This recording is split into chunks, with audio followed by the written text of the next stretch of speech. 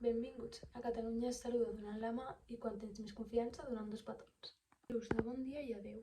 El bon dia es fa servir per saludar al matí i l'adeu es fa servir per acomiadar-se. De dues costums. La primera és castellers, que consisteix en persones que fan pinya, comencen a pujar fins amunt i un cop amunt puja l'enxaneta que es comença a enfilar fins amunt i quan arriba amunt, que és una nena de 3 o 4 anys, si aixeca la mà significa que la torre ha aguantat i s'ha complert el castell que hagin fet. Segona costum. El pa amb tomàquet, una tradició i costum molt important aquí a Catalunya. Els catalans estan acostumats sempre abans de dinar fer-se una torrada amb oli i tomàquet. En parlaré de dues tradicions. La primera, la mona de Pasqua, que catòlicament el padrí del bateig li regala una mona al fillol o fillola el diumenge de Pasqua. Segona tradició, Sant Jordi, el dia de l'amor a Catalunya. Estem acostumats a que les noies li regalen llibres als nois i els nois regalen les roses a les noies. Un dia romàntic on també ho poden regalar els pares als fills i els fills als pares.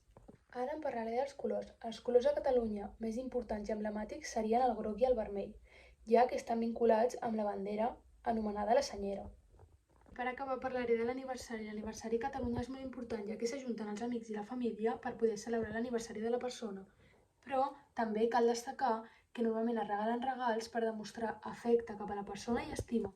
Visca el Dia de les Llengües!